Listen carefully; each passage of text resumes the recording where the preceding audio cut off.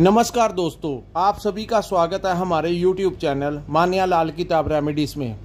आज मैं आपके साथ बात करने जा रहा हूं धनु राशि के बारे में और आज का मुख्य टॉपिक होगा जून 2024 का महीना धनु राशि के जातकों के लिए कैसा रहने वाला है। इस महीने ग्रहों का जो परिवर्तन हुआ है वो आपकी जिंदगी के ऊपर कैसा असर डालने वाला है। आज हम आपके साथ उन सभी पहलुओं के ऊपर बात करेंगे जो आपकी ज़िंदगी के साथ कहीं ना कहीं मैच करते हैं। दोस्तों, आज हम बात करेंगे कि आपकी आर्थिक स्थितियां कैसी रहेंगी। अगर आप व्यापार करते हैं तो वहां पर स्थितियां कैसी होंगी। अगर आप नौकरी करते हैं तो वहां पर आपकी परफॉर्मेंस कैसी रहेगी। आपके कोलीग्स के साथ कैसा रहेगा। आपका बॉस आपके साथ कैसा बिहेव करेगा। आपकी सेहत कैसी रहेगी। अगर आप स्टूडेंट हैं तो कैसा रहेगा। आपकी मैरिज लाइफ कैसी रहेगी। अगर आप विदेश में रहते हैं या विदेश जाना चाहते हैं तो इन सभी पक्षों के ऊपर आज हम आपके लिए धनु राशि के लिए एक बहुत ही खास वीडियो लेकर आए हैं और मुझे होप है कि ये वीडियो जो है वो आपको बहुत ही अच्छी लगेगी और आपको समझ लगेगी कि ग्रह जब परिवर्तन करते हैं तो कैसा हमारे साथ उनका पॉजिटिव और नेगेटिव जो है वो होने लगता है। सो दोस्तों, हम आपके लिए मासिक राशिफल इसीलिए लेके आते हैं क्योंकि कुछ ग्रह तो ऐसे होते हैं जो लंबे समय तक एक ही भाव में गोचर करते हैं। जैसा कि शनि देव के बारे में कहा गया है कि शनि का जो परिवर्तन होता है वो एक ही भाव में 28 वर्ष के लिए गोचर करते हैं। हालांकि वहां पर वो कभी वक्री और मार्गी हो जाते हैं, लेकिन पूरा एक 22 वर्ष का जो समय होता है वो एक ही भाव में बैठते हैं। इसी तरह राहु और केतु जो है वो 1.5 वर्ष के लिए आमने सामने और हमेशा वक्री चाल ही चलते हैं। देव गुरु बृहस्पति जो कि धन के स्वामी होते हैं उनके बारे में कहा गया है कि इनका गोचर जो है वो 1 वर्ष के लिए होता है। लेकिन दोस्तों, हमारा आपके लिए हर महीने राशिफल इसीलिए लेके आते हैं क्योंकि कुछ ऐसे ग्रह हैं जिनका हमारी ज़िंदगी के ऊपर बहुत ज़्यादा प्रभाव होता है। जैसा कि ग्रहों के राजा सूर्य देव हर महीने अपना भाव परिवर्तित करते हैं और कहते हैं कि अगर आपकी कुंडली के ऊपर किसी भी प्रकार की महादशा या अंतरदशा भी क्यों ना चल रही हो, लेकिन जब सूर्य देव किसी अच्छे भाव में परिवर्तन करते हैं तो आपके लिए बहुत अच्छा समा लेके आते हैं। और वही अगर सूर्य देव किसी नीच भाव में गोचर करें तो आपके साथ नेगेटिव होना शुरू हो जाता है। हम बात करेंगे दोस्तों, ये जो जून के महीने में ये जो सामने मैंने कुंडली बनाई है ये आपकी चंद्र राशि के ऊपर आधारित है। जहां पर चंद्रमा लिखा है 9 नंबर लिखा है, ये आपकी धनु राशि है। दोस्तों, चंद्रमा का बहुत ज़्यादा अफेक्ट हमारी ज़िंदगी में देखने को मिलता है। जिनकी जन्म कुंडली में जब आपका जन्म हुआ था उस समय अगर आपकी चंद्रमा की स्थितियां अच्छी हैं, मजबूत हैं, तो आपके लिए वो एक राजयोग का कारक बनता है क्योंकि हमारी जो बॉडी है वो 70 to 80% जो है वो पानी से बनी हुई है, जल के से आधारित है। सो जल का सीधा संबंध जो होता है वो चंद्रमा के साथ होता है और जिनका चंद्रमा मजबूत होता है वो उनकी मन की स्थितियां जो होती हैं उनके ऊपर उनका कंट्रोल होता है। चाहे जितना मर्जी संघर्ष वाला समय भी आ जाए, लेकिन चंद्रमा उच्च वाले जो लोग होते हैं वो हर समय को, हर परिस्थितियों को मैनेज करना जानते हैं और बिना डर आगे बढ़ने की क्षमता रखते हैं। और वहीं अगर चंद्रमा ही खराब हो तो परिस्थितियां इंसान के साथ जैसा जैसा ग्रह चाहते हैं वैसा वैसा खेल खिलाती हैं और इंसान जो होता है वो भयभीत हो जाता है और वो संघर्ष से पीठ कर लेता है। लेकिन दोस्तों, यहाँ पे मैं आपको सीख देना चाहता हूँ, जो लोग संघर्ष के समय डर जाते हैं वो एक समय पर आकर सोचते हैं कि अगर उस समय मैंने 2 कदम आगे बढ़ा लिए होते तो आज मेरे दिन और होते। और वही लोग जो डर के जो आगे बढ़ते हैं वो लोग परिस्थितियों को और कहीं ना कहीं मंजिल को प्राप्त कर ही लेते हैं। अब हम बात करेंगे कि ये जो महीना है जून महीना वो आपके साथ कैसा रहेगा। दोस्तों, बात करते हैं चंद्रमा की। चंद्रमा 2-2.5 दिनों के पश्चात वो अपना भाव परिवर्तन कर जाते हैं, इसलिए हम इसके बारे में आपसे ज़्यादा बात नहीं कर सकते क्योंकि वीडियो बहुत लंबी हो जाती है। अब हम बात करेंगे कि शनि देव जो हैं वो आपके तीसरे भाव में गोचर करेंगे। हालांकि ये गोचर जो है वो लंबे समय तक चलेगा, लेकिन जून के महीने में भी शनि देव जिस भाव में बैठे हैं, इस भाव को साहस और पराक्रम का भाव कहा जाता है। यहाँ पर जब भी शनि देव बैठते हैं तो कहते हैं कि तमाम तरीके के शत्रुओं का नाश कर देते हैं। यहाँ पर बैठे शनि आपके भाग्य में उन्नति का कारक बनते हैं। जो अड़चनें आपको पिछले 2022-23 में आई वो 2024 में दूर होती हुई दिखाई दे रही हैं। दोस्तों, ये जो शनि देव तीसरे भाव में गोचर करेंगे, इससे आपके भाग्य में वृद्धि होगी और जो रुके अटके हुए काम थे, जिस कामों में आपको अड़चनें आ रही थी, वो काम जो है वो होते हुए दिखाई देंगे। अब हम बात करेंगे राहु ग्रह की। राहु ग्रह जो है वो आपके चतुर्थ भाव में गोचर करेंगे। चतुर्थ भाव में जब भी राहु गोचर करते हैं तो कहा जाता है, हालांकि ये भी गोचर लंबा है, लेकिन हमने बात करनी है कि जून महीने में भी इसका कैसा रिजल्ट रहेगा।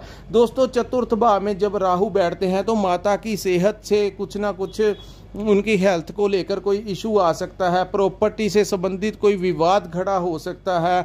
वहीं आपके वाहन चलाते हुए थोड़ा सा सावधानी जो है वो यूज़ करनी चाहिए। और आपके कर्म स्थान के अंदर केतु बैठा हुआ है, सो कुछ लोग जो है वो इस समय भी अपने काम काज से सेटिस्फाई नहीं हो रहे। उनके दिमाग में आ रहा है कि हमारे से कोई, अगर आप व्यापार कर रहे हैं तो आपके दिमाग में आ रहा होगा, अभी तक जो आ रहा था वो आपको ऐसा महसूस हो रहा था कि हमें कोई और व्यापार कर लेना चाहिए, क्योंकि केतु का जो गोचर है वो आपके कर्म स्थान में है। तो यहाँ पर जब केतु बैठे हैं, लेकिन वो बैठे 6 नंबर हैं, बुध की राशि में, ये कन्या राशि का गोचर है। सो यहाँ पर कभी कभी आपके इंसान के दिमाग में आता है कि मुझे कुछ हटके करना चाहिए। अगर व्यापार करते हैं तो साइड बिजनेस करने की सोच रहे हैं।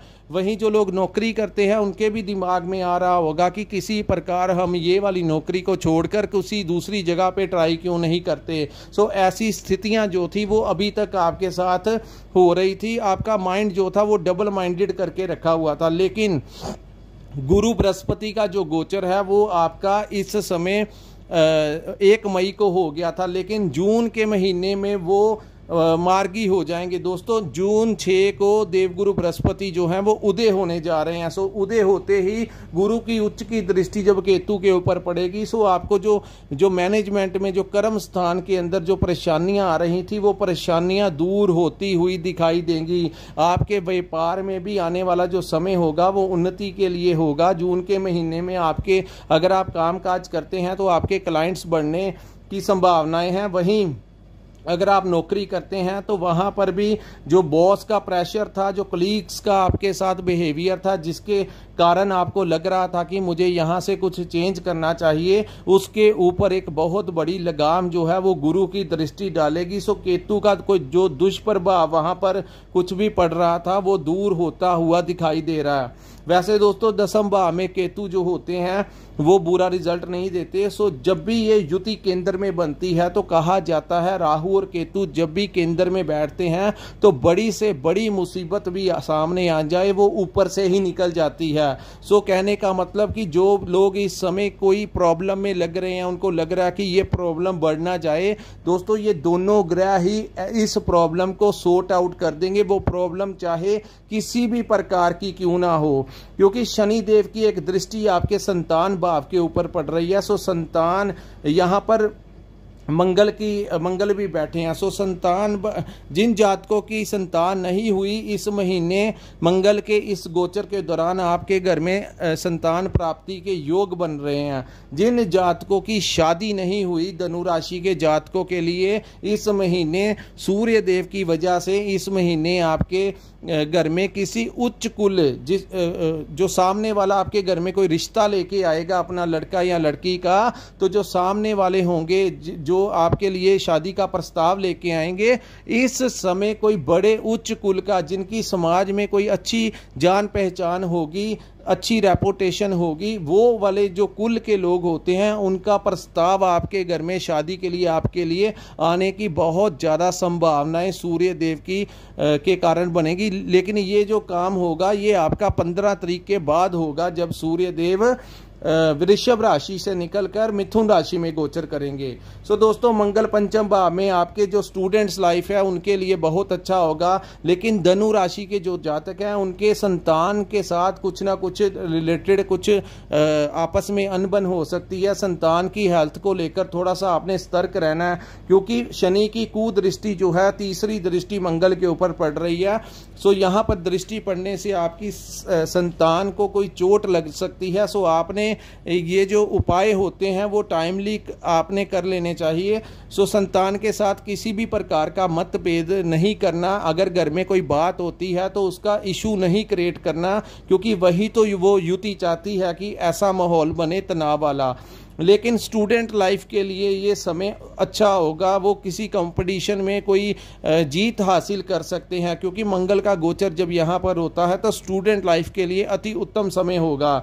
वहीं हम बात करेंगे सूर्य देव प्रथम 15 दिन छठे भाव में रहेंगे। छठे भाव में गुरुदेव बृहस्पति के साथ सूर्य देव का रहना।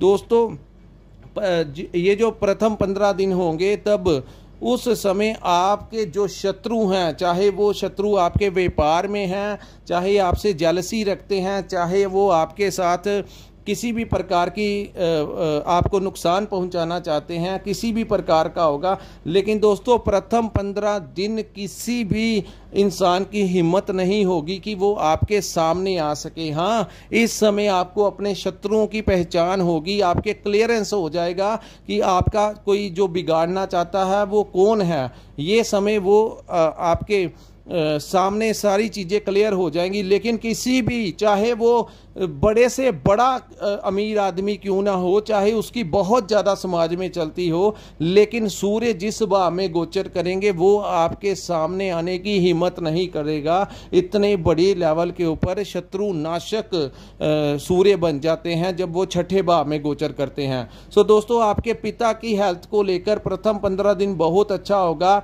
जो धनु राशि के जातक हैं उनके पिता को कोई इज्जत मान समाज में कोई बहुत बड़ी डेजिग्नेशन मिल सकती है। जब भी सूर्य छठे भाव में आते हैं, सूर्य पिता के कारक है। सो पिता को कोई बड़ा लाभ, अगर उनकी हेल्थ से कोई समस्याएं आ रही थी वो दूर होती हुई दिखाई दे रही हैं। आपकी हेल्थ में भी अगर कोई समस्या आ रही थी तो वो भी दूर होंगी। वहीं कर्ज को लेकर परेशानियां दूर होंगी, और जो लोग कर्ज लेना चाहते हैं अपने बिजनेस को बढ़ाने के लिए, इस समय उनको बैंक के द्वारा कर्जा मिल सकता है। सो अपने मैं आपको यहाँ पर लेकिन एक बात कहूँगा कि धनु राशि के जातकों को इस समय कर्जा लेने की स्थितियां नहीं उत्पन्न करनी चाहिए, क्योंकि गुरु जो हैं वो लंबे समय तक छठे भाव में बैठे रहेंगे।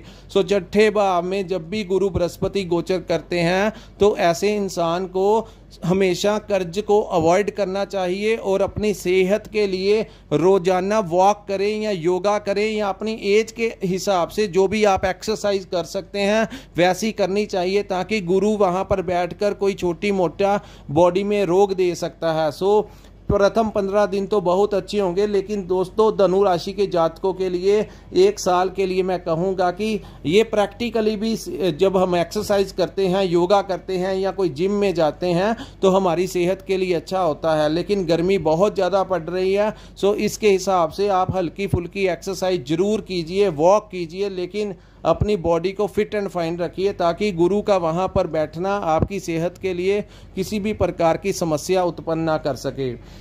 अब हम बात करेंगे दोस्तों मिडल ऑफ द मंथ के पश्चात आपके साथ कैसा होगा। मिडल ऑफ द मंथ के पश्चात का जो समय होगा वो आपके लिए, अगर आप इंपोर्ट एक्सपोर्ट का काम करते हैं तो आपके लिए बहुत ज़्यादा लाभ देने वाला है। जिन जातकों की शादी हो चुकी है वो अपने पार्टनर के साथ कहीं घूमने जा सकते हैं, उनके साथ कोई टूर लगाने जा सकते हैं, रेस्टोरेंट में खाना खाने जा सकते हैं, अपने पार्टनर के साथ आप शॉपिंग के ऊपर जा सकते हैं। सो कुल मिलाकर देखा जाए तो आपकी लव लाइफ भी बहुत अच्छी रहेगी, और आपकी मैरिज लाइफ भी जो है वो भी बहुत अच्छी रहेगी। लेकिन दोस्तों थोड़ा सा आपने ध्यान रखना है, सूर्य देव भी उसी भाव में बैठे हैं। सो यहाँ पर स्थितियां ऐसी उत्पन्न हो सकती हैं कि आपका जो पार्टनर है, चाहे वो व्यापार में आपका पार्टनर है, चाहे आपका मैरिज पार्टनर है, चाहे आपका लव पार्टनर है, सो शुक्र की वजह से आप घूम फिर सकते हैं, आपका रोमांटिक टाइम हो सकता है। लेकिन किसी भी छोटी सी बात को लेकर आपके अंदर ईगो नहीं आनी चाहिए। यहाँ पर जब भी सूर्य बैठते हैं तो आपके पार्टनर की जो नेचर होती है उसको इरिटेट करते हैं। सो हमारी वीडियो जो लोग सुन रहे हैं या आपके कोई दोस्त मित्र रिश्तेदार जिनकी धनु राशि है, उनको ये वीडियो जो है उसका लिंक सेंड कर दीजिए, ताकि वो भी सुनने के बाद ये चीज़ एक्सेप्ट कर लें कि ये समय में सूर्य की वजह से आपके छोटी छोटी बातों को लेकर आपका जो पार्टनर है वो इरिटेटिंग नेचर का होता हुआ आपको दिखाई देगा। सो उन चीज़ों को आपने अवॉइड करना है, नहीं तो राई का पहाड़ बन जाएगा और शुक्र द्वारा जो माहौल पैदा किया जाएगा उसको सूर्य देव खराब कर देंगे। सो किसी भी प्रकार का अपने पार्टनर के ऊपर शक नहीं करना। चाहे आपका व्यापार होगा, वहाँ पर भी अगर आपका कोई पार्टनर जिसके साथ आप काम करते हैं उसके बारे में अगर आपको कोई कहेगा कि ये अच्छा नहीं है या आपके पार्टनर के बारे में कहेगा, तो आपने किसी की बातें सुनकर अपना अचानक से उसको नहीं कह देना कुछ, अन्यथा आपका रिलेशन प्रॉब्लम में आ जाएगा। क्योंकि दोस्तों सूर्य 7th हाउस में है। सो आपको ये समझना पड़ेगा और ये गोचर जो होगा ये 15 तारीख से लेकर नेक्स्ट एक महीना 15 जुलाई तक का जो समय होगा, अपने पार्टनर के साथ बहुत ध्यान से चलना, अन्यथा आपकी पार्टनरशिप टूट सकती है, लव लाइफ खराब हो सकती है।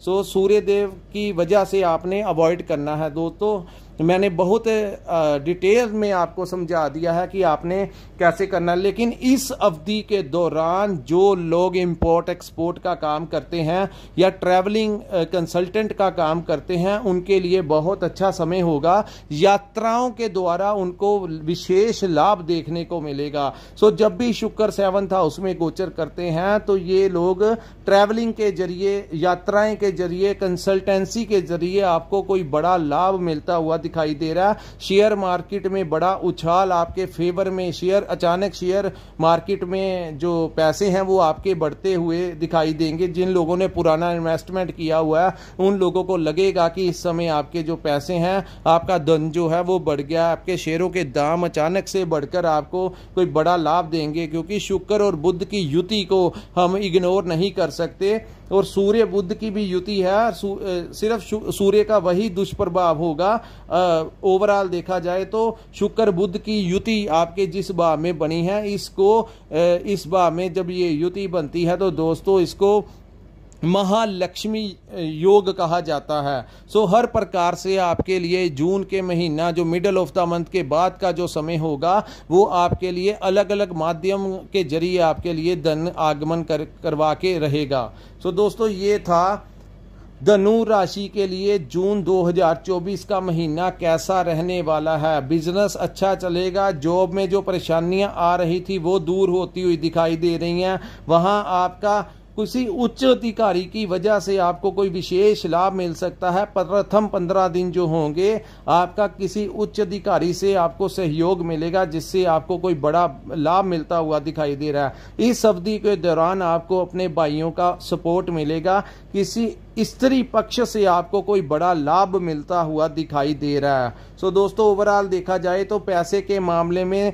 सब कुछ ठीक रहेगा। सेहत के लिहाज से आपने एक्सरसाइज करनी है और कर्ज आपको मिल जाएगा, लेकिन आपने बहुत बड़ा कर्ज नहीं लेना, छोटा मोटा ले सकते हैं क्योंकि गुरु छठे भाव में बैठे हैं। सो जब भी छठे भाव में गुरु बैठते हैं वो तो कहा जाता है कि कर्ज लेने को अवॉइड करना चाहिए, कि नहीं तो वो कर्ज आपके सिर के ऊपर ज़्यादा चढ़ जाता है जो आपके लिए परेशानी का कारक बनता है। तो दोस्तों आपने देखा कि हमने आपको बता दिया कि आपका जो समय है वो कैसा रहने वाला है। जिन लोगों को हमारा ये वीडियो, हमारा एनालिसिस अच्छा लगा होगा, कृपया हमारे वीडियो को लाइक और सब्सक्राइब करना मत भूलिए और नीचे कमेंट सेक्शन में कमेंट कर जरूर बताइए कि आपको हमारा ये वीडियो कैसा लगा। दोस्तों जब आप हमें कमेंट करके बताते हैं तो हमारे अंदर इंस्पिरेशन आता है, हमारा हौसला बढ़ता है कि हम धनु राशि के जातकों के लिए ऐसी ही नई से नई जानकारी लेकर आते रहें। सो दोस्तों जिन जातकों ने अपनी कुंडली का विश्लेषण करवाना होगा,